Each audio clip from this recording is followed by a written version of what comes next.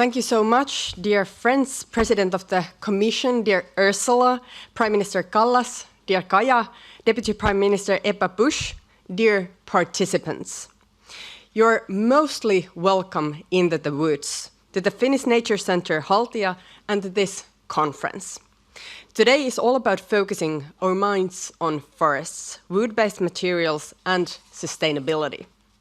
The built environment is a key position in our work to achieve carbon neutrality.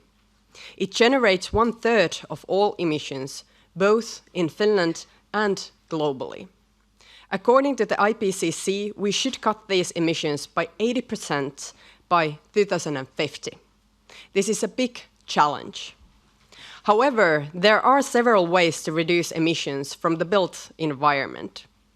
We have already taken many steps when it comes to energy efficiency. Next, we need to take steps towards material efficiency. On our current path, the production of cement, steel, aluminium, and plastics is set to generate almost twice the amount of emissions we can allow by 2050 if we want to limit global warming in 1.5 degrees. That is why we must also find alternatives to emission-intensive materials in the construction sector. As we all know, wood and bio-based materials can offer great opportunities for decarbonizing our building stock. We need to move towards a green bioeconomy in all sectors, and construction is no exception.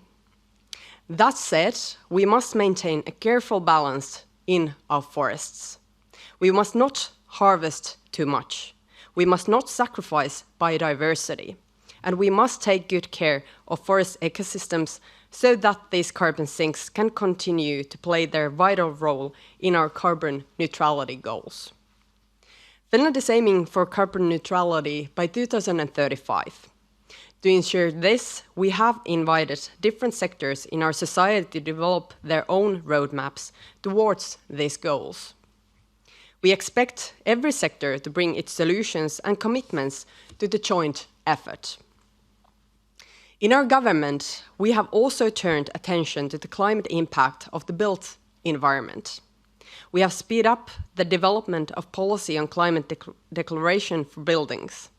If we want to steer the climate impact of the built environment, we first need to know what they are. We cannot manage something we cannot measure. Wood construction plays an essential role in decarbonizing our construction sector. The government has wood construction program that supports the construction sector in finding new ways of building with wood. This program has done remarkable work to promote low-carbon solutions and strengthen international collaboration in this field. Buildings are also important for the economy and our well-being. Around 80% of our national wealth is in the built environment, and we spend over 90% of our time indoors. We must solve the environmental challenges of construction while maintaining its role in the economy and ensuring healthy and comfortable conditions in buildings. We also have to balance different aims when regulating the use of forests. It is clear that forest policy as such belongs to the EU member states. At the same time, the EU climate, environment and energy policies have direct effects on forest and forestry. When we set goals at the EU or global level that have an impact on forests, we should remember that forests and conditions are different in different countries and in different parts of Europe. We should also bear in mind that 60% of forests in Finland are owned by private citizens.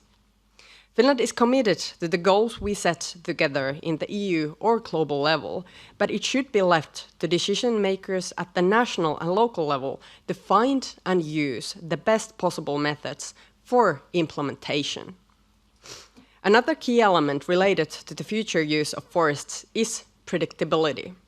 This is especially important when we discuss multiple proposals affecting the use of forests.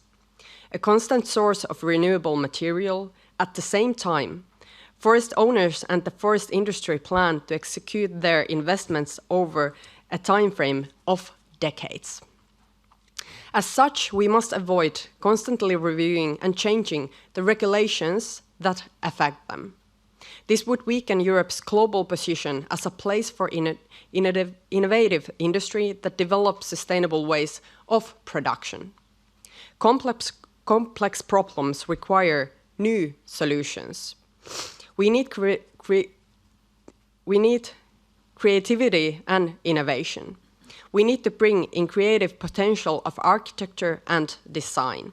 And we need cross-disciplinary collaboration and new skills. In this context, another issue we should pay attention is the impact of climate change and environmental challenges of our well-being. Young people in particular are legitimately concerned about the state of our planet.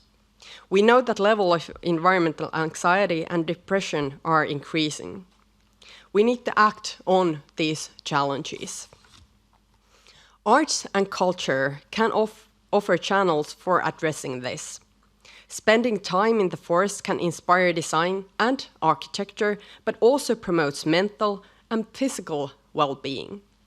Sustainable architecture can help us develop better solutions for the global crises we are facing. All of this is embodied in the new European Bauhaus initiative, which Finland is actively participating with our Nordic neighbors. Today's event is a prime example of this collaboration.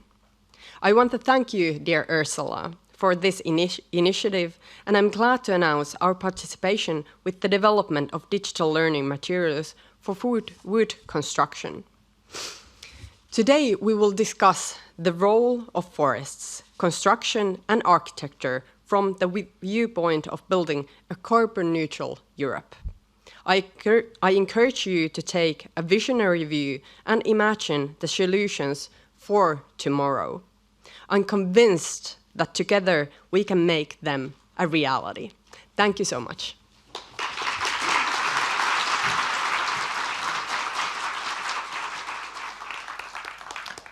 Thank you very much, Prime Minister Sanna Marin.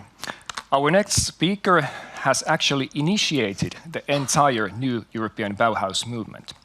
She is none less than Ursula von der Leyen, the President of the European Commission. President, it's a great honor to invite you to the podium, please.